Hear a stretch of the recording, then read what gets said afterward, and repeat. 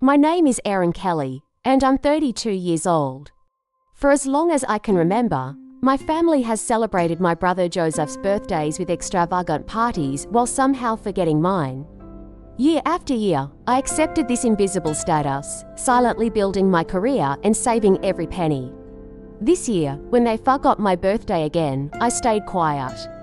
They had no idea about my bonus or what I was planning. Before I continue my story, I'd love to know where you're watching from. Please hit that like button and subscribe if you want to hear how I finally claimed my worth.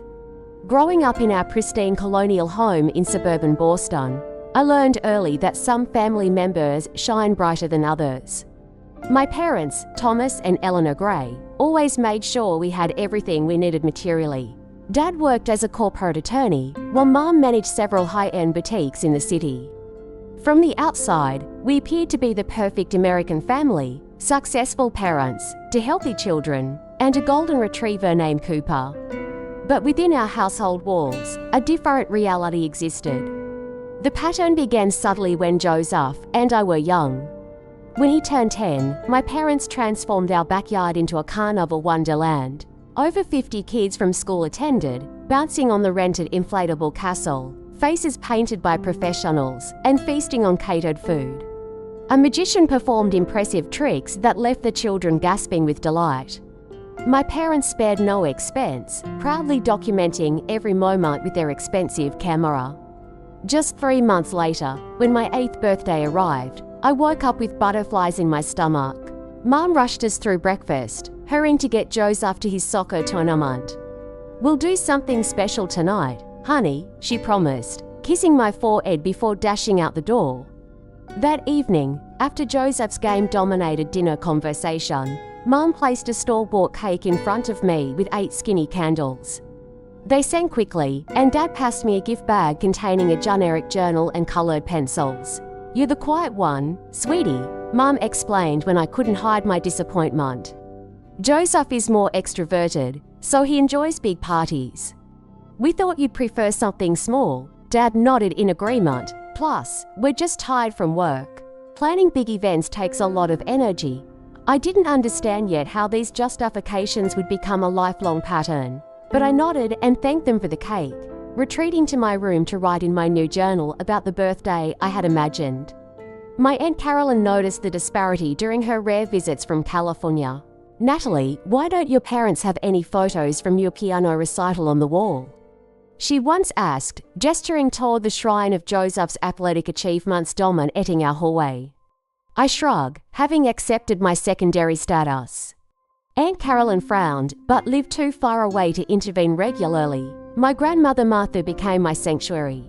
Living just 20 minutes away, she never forgot my birthday, always arriving with a thoughtfully chosen gift and a card filled with encouragement about my potential. "You have a special light, Natalie," she would whisper while hugging me. "Some people shine like fireworks, demanding attention. Others glow steadily like stars, guiding people home. Never dim your light for anyone." While Joseph brought home average grades that received effusive praise, my straight A's and academic awards sparked minimal interest. "That's nice, honey," Mom would say, barely glancing at my report card before turning back to her magazine. When I won the district spelling bee in 5th grade, Dad had an important meeting, and Mom had inventory at the store. I stood alone on stage, searching the audience for familiar faces that weren't there, while my teacher, Mrs. Patterson, gave me an extra congratulatory squeeze, understanding my disappointment. I developed what my childhood therapists later called an invisible child persona. I became exceptionally self-sufficient, completing homework without assistance, packing my own lunches, and solving problems independently. I learned that asking for attention or validation only highlighted its absence, so I stopped asking. In 4th grade, I befriended Olivia Marshall, whose vibrant family welcomed me warmly. Her parents attended every school event, celebrated achievements large and small, and treated Olivia and her siblings with equal enthusiasm. Initially, I found their dynamics confusing when Mrs. Marshall fussed over my science fair victory as if I were her own daughter. I nearly cried from the unfamiliar recognition. Olivia's home became my emotional refuge, a place where I felt seen. "Your family is different," Olivia observed after witnessing my 11th birthday passing with just a hastily signed card from my parents, who were busy preparing for Joseph's upcoming basketball tournament. The simple acknowledgement of this truth felt revolutionary. I wasn't imagining the imbalance, it was real, and someone else could see it, too. My 16th birthday fell on the same weekend as Joseph's regional soccer championship. The timing couldn't have been worse or more predictable. That morning, I woke early, allowing myself a moment of hope that Sweet 16 might finally merit some special attention. I came downstairs to find my parents packing the car with coolers and folding chairs for the tournament. "Oh, Natalie, good morning," Mom said, checking her watch. "We need to leave in 20 minutes. Joseph needs to be there early for warm-up." Dad glanced up from loading the trunk. "There's cereal in the pantry. We'll grab dinner somewhere after the game." Neither mentioned my birthday. I stood frozen in the doorway, the invisible girl turning 16 without anyone noticing. I retreated to my room, applied makeup to hide my red eyes, and joined them in the car, where the conversation revolved entirely around Joseph's prospects for earning a soccer scholarship. We spent my entire birthday on metal bleachers, cheering for Joseph's team. When they won, my parents jubilantly took the whole team for pizza, where I sat quietly in the corner, watching 16 candles burning down in my imagination. The contrast with Joseph's 16th birthday 6 months earlier had been stark. My parents had rented a hotel ballroom, hired a DJ, and invited his entire grade. The celebration culminated with Dad ceremoniously handing Joseph keys to a brand new Jeep Wrangler, complete with custom wheels and a premium sound system. Joseph had stood speechless before whooping with joy, his friends clapping him on the back, while my parents beamed with pride. Throughout high school, I channeled my hurt into academic excellence. While Joseph maintained C averages that our parents deemed good enough considering his athletic commitments, I maintained a perfect 4.0 GPA. I joined every academic club, won national writing competitions, and eventually became valedictorian. Each achievement felt like a quiet rebellion, a way of proving my worth to myself when my family couldn't see it. I also secured part-time jobs from the moment I turned 15, working at the local library and later at a coffee shop. Financial independence became my goal as I recognized that self-sufficiency would be my escape route. Every paycheck went into a savings account I opened with grandmother Martha's help. Martha remained my emotional anchor, though her health began declining when I turned 17. Despite her arthritis making movement painful, she never missed important moments in my life. She attended debate championships and awards ceremonies, her proud smile filling the parental void. When she couldn't drive, she took cabs or arranged rides with neighbors, determined to support me. "Your parents love you," she would insist during our private conversations in her small apartment filled with books and family photos. "They just don't understand you the way they understand Joseph." Some people can only see what's familiar to them. I wasn't convinced about their love, but I valued Martha's perspective. She helped me frame my family experience as a mismatch rather than rejection, which preserved my ability to function in their presence. When my college acceptance letter from Northwestern arrived with a substantial merit scholarship, I sprinted to Martha's apartment first.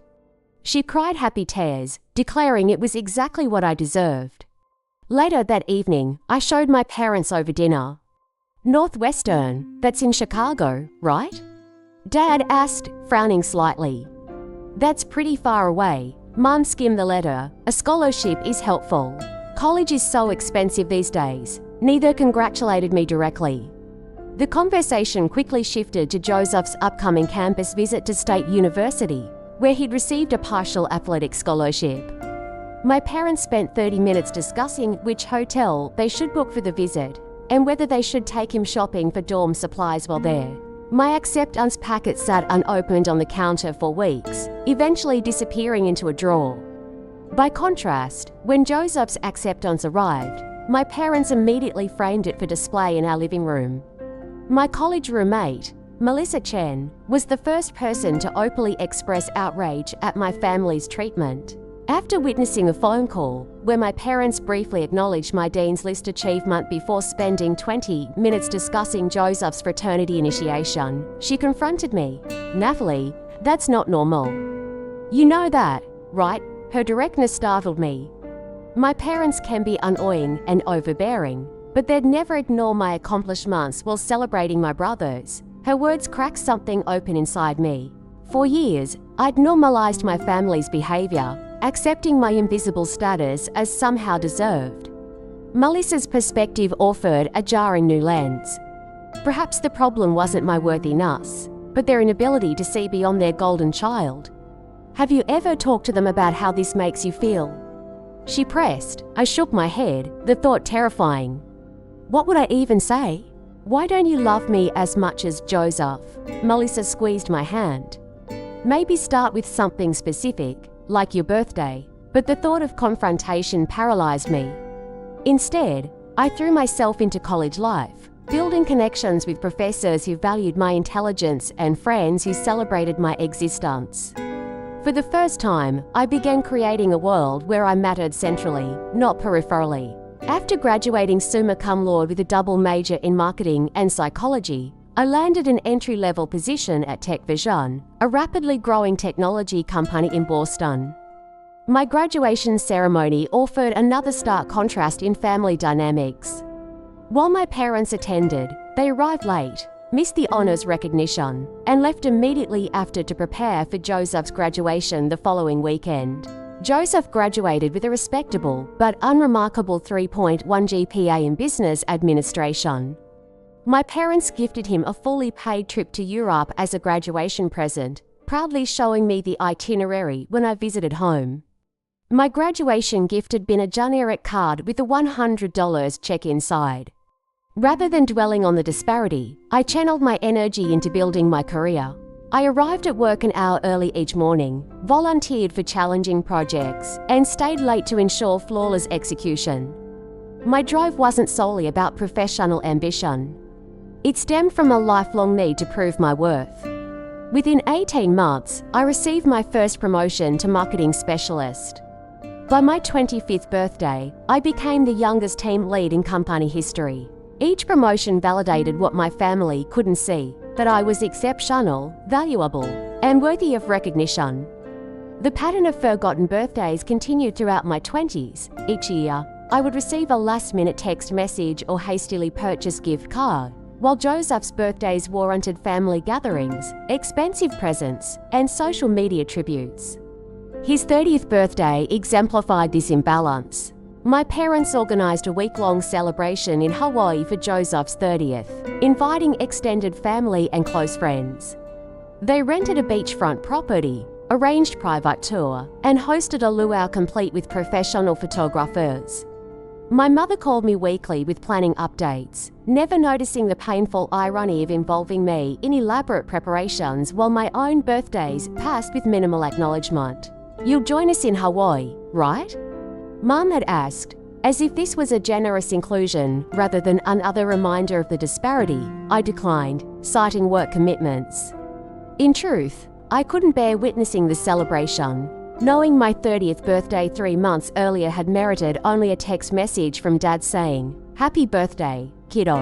Have a good one." The greatest loss of my adult life occurred when grandmother Martha passed away when I was 28. Her health had been declining for years, but nothing prepared me for the void her absence created. She was the one person who had consistently seen me, valued me, and loved me unconditionally. At her modest funeral, I stood numb as relatives offered condolences to my parents and Joseph, few acknowledging that Martha and I had shared a special bond. Aunt Carolyn, who flew in from California, approached me privately. "She loved you most fiercely," she whispered. "She worried about you constantly." A week after the funeral, Martha's lawyer contacted me about a small inheritance, her vintage jewelry collection, and personal journals she'd kept throughout her life. Reading her private thoughts devastated and validated me simultaneously. Martha had documented the pattern of favoritism she observed, expressing concern about its impact on my development, while noting her admiration for my resilience. Watch T&N fuss over Jay's baseball trophy for 20 minutes today without asking Ann about her perfect report card. One entry read, "Considered confronting them, but fear it would make things worse for Ann instead, taking her to celebrate privately tomorrow. She deserves champions in her corner." Martha's journals became both comfort and catalyst. They confirmed I hadn't imagined the disparity while forcing me to confront its continued impact on my adult life. After several months of grief-induced insomnia and anxiety attacks, I began therapy with Dr. Samantha Willis. "You've developed remarkable coping mechanisms," Dr. Willis observed during our sessions. "But adapting to unhealthy dynamics isn't the same as healing from them." Through therapy, I began addressing the childhood neglect that shaped my perfectionism, people-pleasing tendencies, and fear of expressing needs. I practiced setting boundaries with family, though these were often tested and violated. I also worked on building deeper connections with friends who valued me authentically.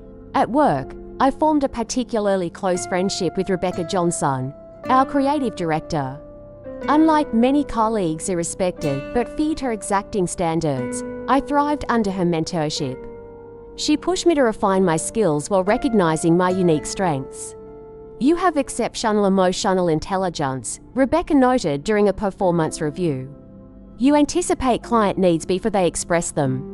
That's invaluable in marketing." With therapy and meaningful friendships nurturing my self-worth, I gradually separated my value from my family's perception. Though birthday disappointments and overlooked achievements still stung, they no longer threatened my fundamental sense of self. I was building a life where I mattered, regardless of whether my family could see it. The trajectory of my professional and personal life changed dramatically during my 4th year at TechVision. Our company needed to rebrand its flagship product suite to compete with an aggressive new market entrant. Despite being junior to several colleagues, I proposed a comprehensive marketing strategy that resonated with our executive team. This approach reflects a deep understanding of our users' emotional journey. Our CEO, Victoria Bennett, commented after my presentation, "It's exactly the direction we need." I was appointed project lead, a position that both terrified and exhilarated me. For 6 months, I worked tirelessly, coordinating with design teams, managing timelines, and communicating with stakeholders. The pressure was immense, but for once, the perfectionism born from childhood neglect served me well. I anticipated problems before they emerged and developed creative solutions that kept the project on track. When we launched the rebranded product line, industry response exceeded all projections. Technology publications praised the intuitive design and emotional resonance of our campaign. New customer acquisition increased by 70% within the first quarter, and our stock price reflected the market's confidence in our strategy. During the company-wide celebration, CEO Victoria pulled me aside.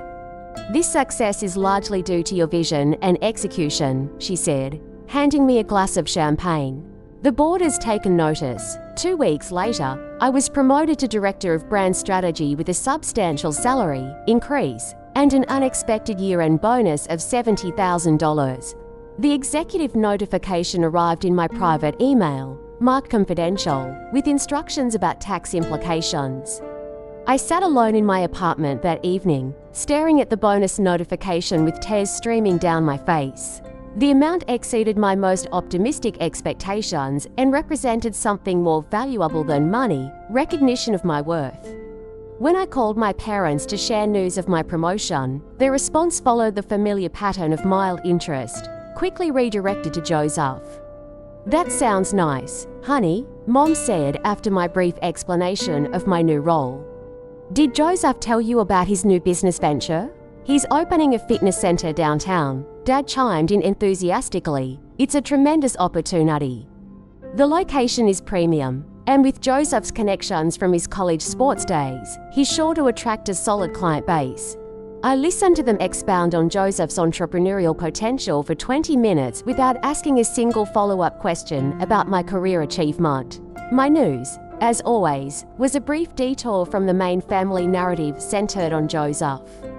Later that week, during our regular phone catch-up, Joseph mentioned casually, "Mom and Dad transferred $40,000 to help me secure the gym space. They're so supportive.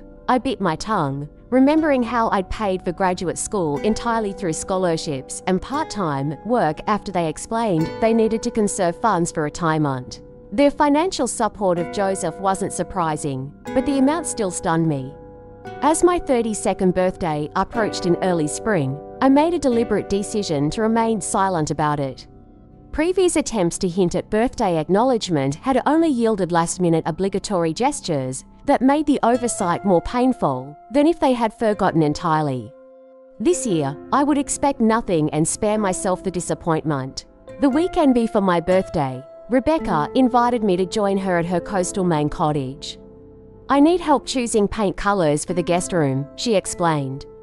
"Plus, we both need ocean air." During our drive along the picturesque coastline, Rebecca pointed out an elegant Cape Cod-style house with a for sale sign posted near the road. "That place has been on the market for months," she mentioned. Apparently, the owners relocated overseas for work and are motivated to sell. On impulse, I asked to stop. As we walked the property, peering through windows at hardwood floors and ocean views, something shifted inside me. The house needed updates, but had excellent bones and a private path to a small beach cove. For the first time, I could envision a space that was entirely mine, removed from family dynamics and workplace pressures. "I'm going to call the realtor," I announced, surprising both Rebecca and myself. The asking price had already been reduced significantly, and with my bonus and savings, I could make a substantial down payment. After a thorough inspection revealed no major issues, I submitted an offer 10% below asking price, which the sellers accepted within hours. The mortgage approval process moved swiftly, given my excellent credit score and stable employment. As I signed closing documents exactly 1 week after my forgotten birthday, I experienced an unfamiliar sense of power. I owned something significant that my family knew nothing about.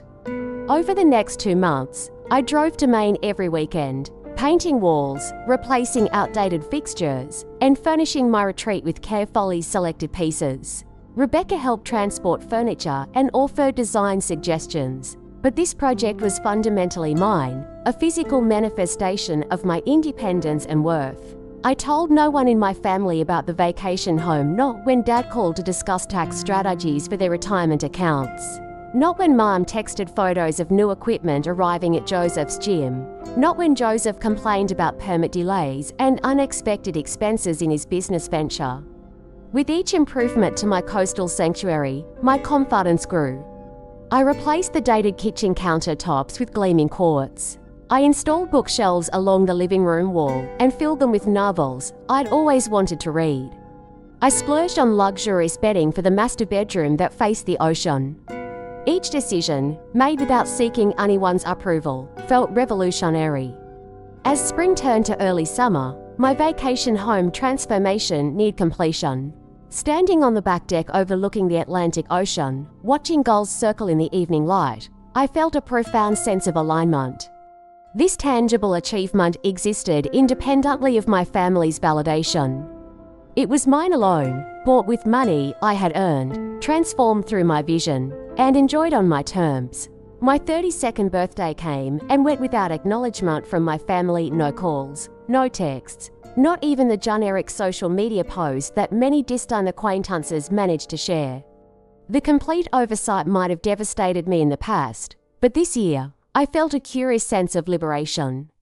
Their forgetfulness had become predictable, and I had stopped organizing my expectations around them. 3 days after my birthday, an elaborate digital invitation arrived in my email. Joseph was turning 34, and our parents had planned a surprise yacht party on Boston Harbor to celebrate.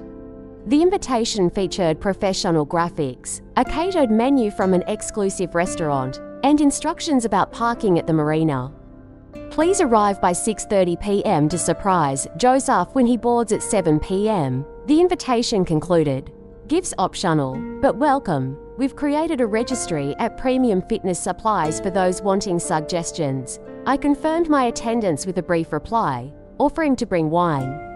Mum responded immediately with specific preferences for Joseph's favourite Cabernet. In the days leading up to Joseph's party, I finalised the last touches on my vacation home. I hung artwork, positioned outdoor furniture on the deck, and planted flowering shrubs along the front walkway. The transformation was complete, from dated property to personally meaningful sanctuary. On the morning of Joseph's party, I made a spontaneous decision. I would finally share my achievement, not through awkward family conversation where it might be minimized, but on my own terms through social media. I spent 2 hours taking perfect photos of each room, capturing ocean views from windows and creating a video tour that showcased the property's features.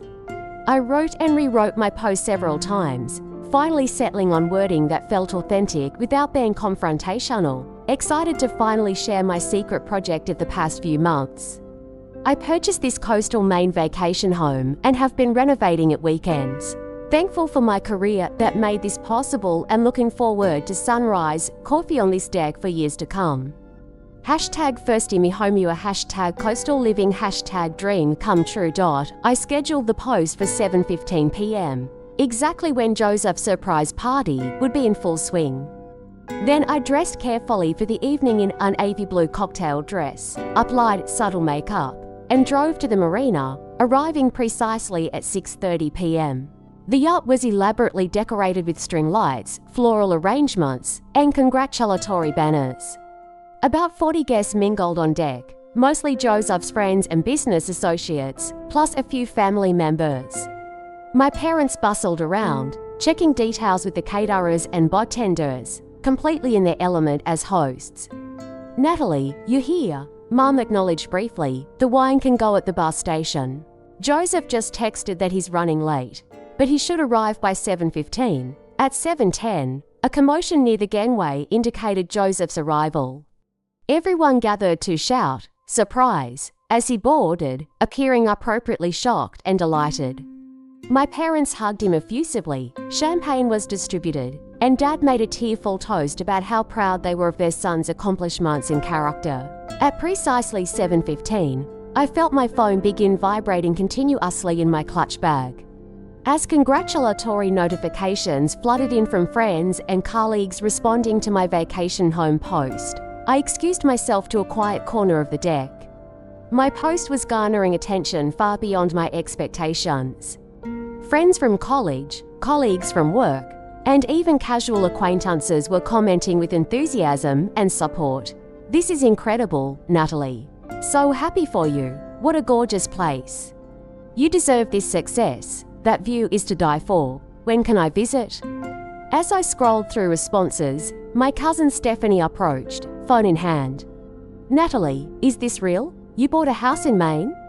"It's stunning," her voice carried across the deck, catching the attention of nearby guests. Several people gathered around as Stephanie showed them photos from my post. Their exclamations drew more attention, creating a ripple effect through the party. Within minutes, my phone rang. My mother, calling despite standing 30 feet away across the deck. I let it go to voicemail. She called again immediately. Again, I declined. Then text messages began appearing. "What is this house everyone is talking about? When did this happen? Why would you post this during Joseph's party? Call me immediately." I tucked my phone away and maintained polite conversation with guests who approached with questions about my vacation home. I answered truthfully, but without elaboration, redirecting conversation back to Joseph's celebration when possible. 20 minutes later, Joseph himself appeared at my elbow, his expression a mixture of confusion and irritation. "Mum and Dad are freaking out about some house you bought. What's going on?" "I purchased a vacation home in Maine," I replied calmly. "I've been renovating it for the past 2 months, and you posted about it tonight during my party." His tone carried the familiar entitled indignation I'd heard throughout our childhood when anything threatened to shift attention from him. "I completed the renovations yesterday and wanted to share my achievement," I said simply. "Your party looks wonderful. The caterers did an amazing job with the seafood display." Joseph stared at me, unused to this calm assertion rather than my usual acquiescence. Before he could respond, Dad approached, his face flushed with anger, partially masked for the public setting. "Natalie, we need to speak privately," he insisted, gesturing toward the yacht's interior cabin. "I'm enjoying the party right now," I declined smoothly. "We can talk another time." Mom joined him, her voice tight. "How could you do this tonight? You've completely taken over Joseph's special evening. Everyone is talking about your house instead of celebrating him." The irony of her distress over divided attention was not lost on me. For a moment, I considered apologizing to keep peace, falling back into my lifelong pattern. Instead, I replied quietly, "I'm sorry you feel that way. It wasn't my intention to disrupt anything.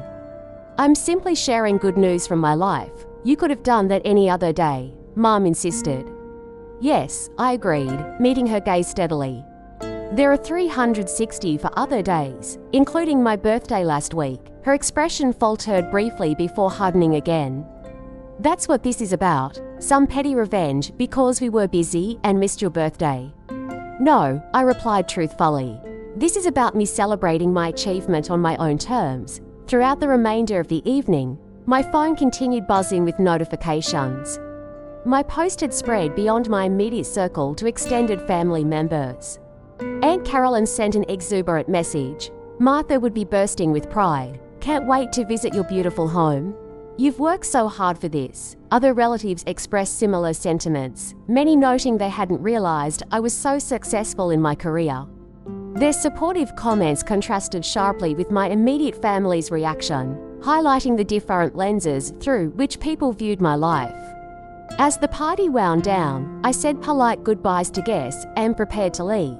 Joseph intercepted me near the gangway.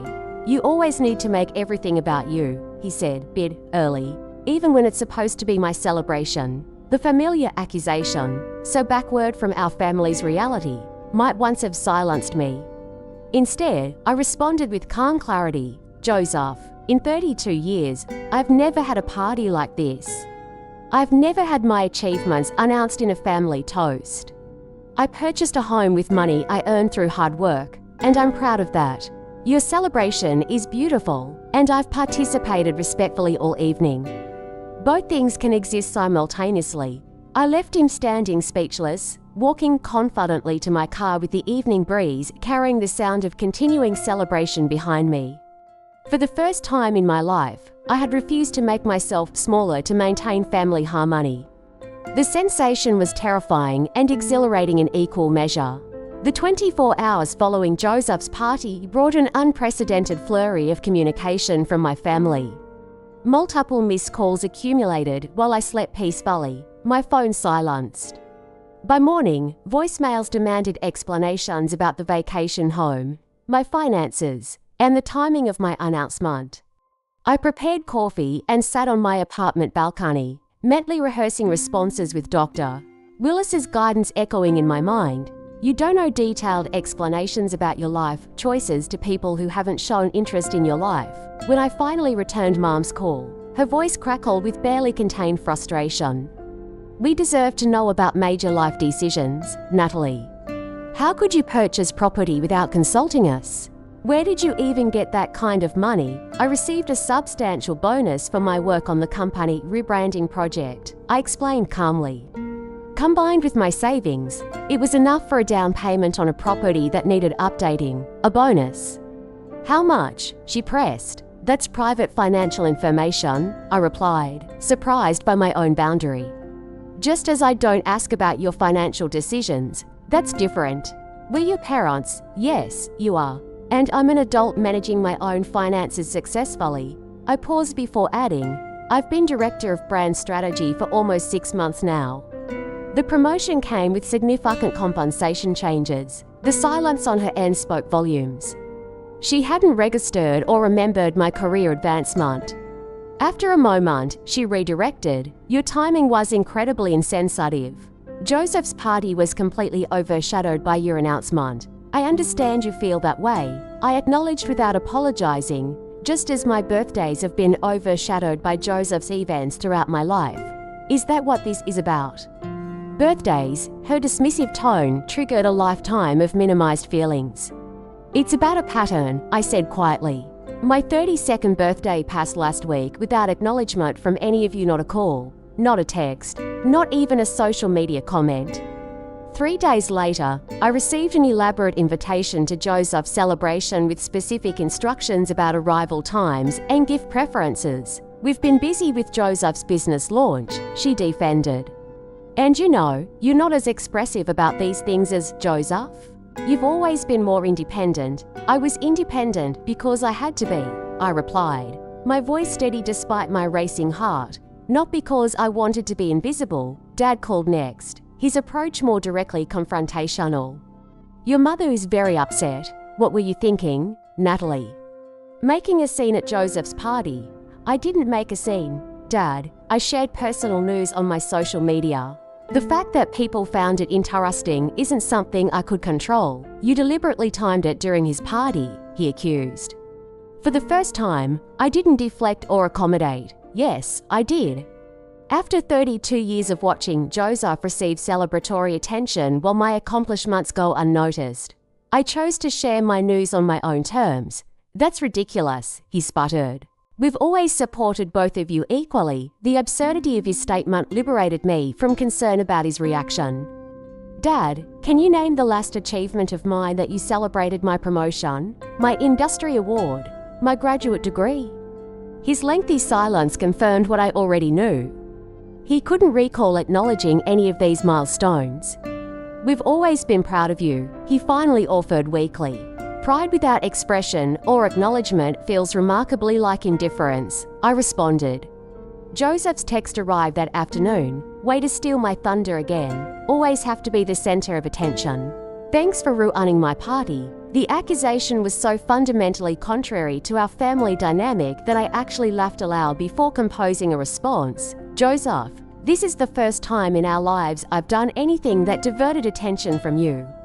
I'm sorry it feels uncomfortable, but your reaction speaks volumes. He didn't reply, but I could imagine his indignation. Joseph had never needed to compete for our parents' attention or validation. Having it divided, even momentarily, was an unfamiliar experience for him. The tension with my immediate family contrasted sharply with the warm responses from extended relatives.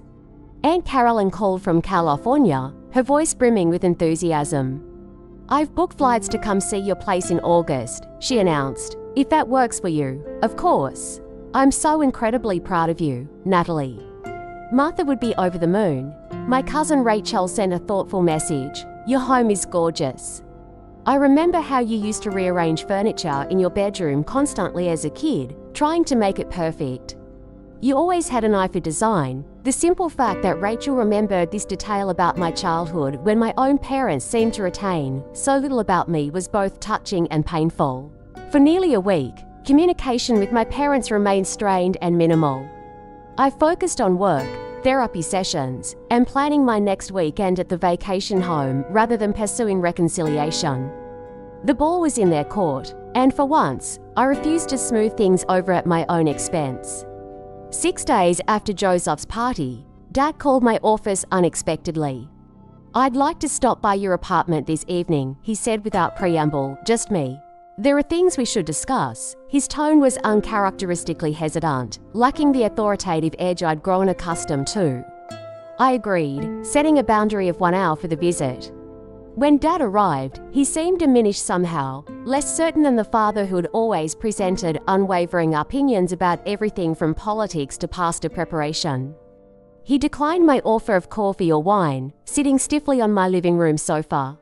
I've been thinking about what you said, he began after an awkward silence, about us not acknowledging your achievements. I waited, giving him space to continue without rescuing him from the discomfort. Your mother and I discussed it, and we realized there might be some truth to it. He stared at his clasped hands, not intentionally, of course. We never meant to make you feel less important than Joseph. Intent doesn't change impact, I said quietly, echoing Dr. Willis's frequent reminder. He nodded slowly. I suppose not. Another lengthy pause followed before he continued. Joseph said something similar, actually. After he calmed down, he mentioned that you've never had a surprise party or big celebration like he's had. The acknowledgement that even Joseph recognized the disparity surprised me. I'd always assumed he was as oblivious to his favored status as my parents were to my neglected one. Your mother is having a harder time seeing it, Dad admitted. She keeps saying you're just different personalities with different needs. But I've been thinking about your birthday specifically, And I can't remember the last time we did anything special for you." The conversation continued haltingly, with Dad oscillating between defensiveness and genuine reflection. He asked to see photos of my vacation home, showing what seemed like authentic interest in the renovation choices I'd made. As he prepared to leave, he paused at the door. "I can't promise things will change overnight," he said.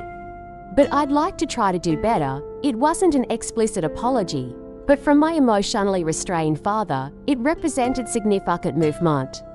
Joseph texted the following day, "I shouldn't have reacted like I did at the party. Congrats on the house. It looks really nice." His message lacked depth but acknowledged his overreaction, which was more than I'd expected. I responded simply, thanking him and offering an open invitation to visit my coastal property someday. Mom remained the most resistant to examining family patterns. When she finally called, her approach combined superficial interest in my home with subtle digs about my sensitivity and attention-seeking behavior. I maintained firm boundaries, redirecting her attempts to minimize my experience without engaging in arguments. "I understand this is difficult to discuss," I told her. "I'm not asking for apologies or dramatic changes. I'm simply no longer pretending that the imbalance doesn't exist or that it hasn't affected me." After several tense exchanges over the following weeks, I extended an invitation that surprised even me. "I'm hosting a small housewarming at my vacation home next month. I'd like all of you to come if you're willing." The invitation represented both boundary and olive branch, welcoming them into my space on my terms. Their acceptance would require acknowledging my achievement rather than diminishing it. Their behavior that would determine the nature of our relationship moving forward. Dad accepted immediately. Joseph followed a day later with a brief, "I'll be there." Mom hesitated longest, finally agreeing after what I imagined were lengthy discussions with Dad. As I prepared for their visit, arranging guest rooms and planning meals, I felt a curious blend of anxiety and empowerment. For the first time, I would welcome my family into a space that represented my success, my taste, and my independence. Whether they could truly see me, there remained to be seen, but I was no longer waiting for their validation to recognize my own worth. The morning my family was scheduled to arrive at my vacation home dawned with perfect Maine summer weather, sunshine sparkling on ocean waves, visible from my kitchen window as I prepared breakfast. I moved through the rooms, making final adjustments, fluffing pillows, arranging fresh flowers, and setting out guest towels with a care that reflected both pride and lingering anxiety. When their car pulled into the gravel driveway at noon, I stepped onto the front porch, watching them emerge and take in the property with varying expressions. Dad looked genuinely impressed. Joseph seemed surprised by the home's size and setting, while Mom maintained a carefully neutral expression, neither admiring nor critical. "The drive was longer than I expected," Mom commented by way of greeting. "The GPS took us on some very narrow roads. There's a more direct route I'll show you before you leave," I replied, refusing to let the subtle complaint set the tone. "Welcome to my home. I'd love to give you a tour," leading them through the rooms I carefully renovated. I pointed out original features I'd preserved and updates I'd selected. Dad asked thoughtful questions about the restoration process. Joseph commented approvingly on the entertainment system. Mom remained largely silent until we reached the kitchen with its newly installed quartz countertops and stainless appliances. "This must have cost a fortune," she observed with an unmistakable edge of judgment. "It was a significant investment," I acknowledged calmly, "one that aligned with my financial planning and brings me joy every day." The subtle boundary seemed to register as she nodded without further comment. The back deck, with its panoramic ocean view, finally drew genuine appreciation from all of them. Even Mom couldn't maintain indifference before the spectacular coastline. "It's breathtaking," she admitted quietly. "This is why I fell in love with the property," I explained. No matter what was happening inside, this view promised perspective. The afternoon progressed with less tension than I'd anticipated. We walked the private path to the small beach cove, collected shells, and returned for drinks on the deck. The neutral territory seemed to allow for conversation that avoided old patterns. Joseph talked about his gym without my parents excessively praising every detail. I shared anecdotes about the renovation process without them changing the subject to Joseph's endeavors. For dinner, I prepared a housewarming meal that showcased my developing culinary skills, another aspect of my life they knew little about. As we ate at the dining table overlooking the sunset-gilded water, something shifted subtly in our family dynamic. After dessert, Dad cleared his throat awkwardly. "I want to say something," he began, glancing at Mum, who pressed her lips together but nodded slightly. "Natalie, seeing this place, what you've accomplished here, it's remarkable, and it's made me realize how much of your life we've missed by not paying proper attention," he continued with uncharacteristic emotional openness. "I'm sorry for that, truly sorry. No parent wants to think they've favored one child, but your mother and I have been doing some hard reflection since our conversations last month." Mom remained quiet, but I noticed her eyes glistening. Joseph studied his dessert plate, uncomfortable but not interrupting. "We'd like to start by properly acknowledging your birthday," Dad continued. "It's late, but we brought something." He retrieved a small gift bag from their room and placed it before me.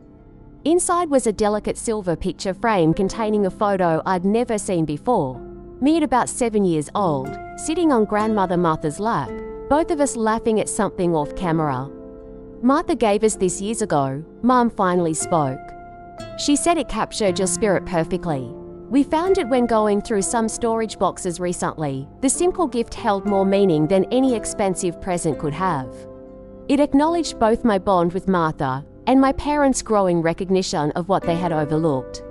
I thanked them sincerely, placing the frame on my mantel where it belonged. Later that evening, Joseph joined me on the deck while our parents prepared for bed. "I never realized," he said after a long silence, staring out at the moonlit water, "how different things were for us growing up. I just assumed you preferred being quiet and independent. Parts of my personality are naturally more reserved," I acknowledged. "But much of my independence was survival, not preference." He nodded slowly. "I'm trying to understand. It's weird looking back and seeing everything differently." He hesitated before adding, "I'm sorry if I contributed to it. I was just soaking up what they gave without questioning why you weren't getting the same." His apology wasn't perfect, but it was genuine. For the first time, I felt Joseph seeing me as a person with experiences valid in their own right, not merely as an extension of his story. The weekend visit wasn't a magical transformation of our family dynamics. Mum still occasionally made comments that minimized my experiences. Dad sometimes fell into old patterns of excessive interest in Joseph's activities, but something fundamental had shifted. I had claimed my value apart from their recognition, and paradoxically, that had begun to change how they saw me. On their final morning, Mum approached me in the kitchen while I prepared coffee. "This place suits you," she said simply. "I can see why you love it." Coming from her, this straightforward acknowledgement of my choice without criticism felt monumental. I thanked her, and we stood in comfortable silence, watching early light play across the water. In the weeks following their visit, our communication patterns evolved gradually. Dad called regularly, showing interest in my work projects. Joseph occasionally texted about neutral topics without parental prompting. Mum remained the most resistant to change, but made small efforts, sending an article about coastal gardening, asking about my week and plans without comparing them to Joseph's activities. When my half-birthday approached in September, I received a surprising group text from all three of them, "Planning ahead for your 33rd birthday next March. Please save the date." Details to follow. The simple acknowledgement represented progress, though I no longer measured my worth by their recognition. The deepest healing had come not from their changing behavior, but from my changing relationship with myself. In therapy with Dr. Willis, I explored the complex emotions surrounding this family evolution. Complete transformation rarely happens, she reminded me. What matters is whether the change creates enough safety and recognition for a relationship that adds to your life, rather than diminishes it. I continued building my independent life, centered on authentic connections. I mentored junior colleagues who, like my younger self, needed validation of their unique contributions. I volunteered with a community program supporting teenagers from homes where they felt unseen. Each opportunity to help others claim their value healed some part of my own childhood wounds. My vacation home became both sanctuary and symbol of my journey, a tangible reminder that I could create beauty and meaning independently. Some weekends, I hosted friends, filling the rooms with laughter and conversation. Other times, I retreated there alone, watching storms roll across the Atlantic, finding peace in solitude that was chosen rather than imposed. The most profound lesson emerged gradually. True self-worth can't be granted by others or taken away by their inattention. While parental recognition matters deeply, especially to a child, adult healing comes from recognizing our own light, exactly as Grandmother Martha had tried to teach me years earlier. I no longer needed my family to acknowledge my birthdays, celebrate my achievements, or validate my choices to know my own value. Their growing ability to see me more clearly was welcome, but not essential to my wholeness. This quiet liberation allowed me to engage with them from a place of choice rather than need, transforming our relationship into something imperfect but increasingly authentic. Have you ever felt invisible in your own family? Perhaps you recognize parts of this journey in your own life. I'd love to hear your stories in the comments below. If this resonated with you, please like and subscribe to connect with others on similar paths. Remember that your worth exists independently of others' ability to recognize it. Thank you for listening, and may you find the courage to claim your own value, whether others see it or not.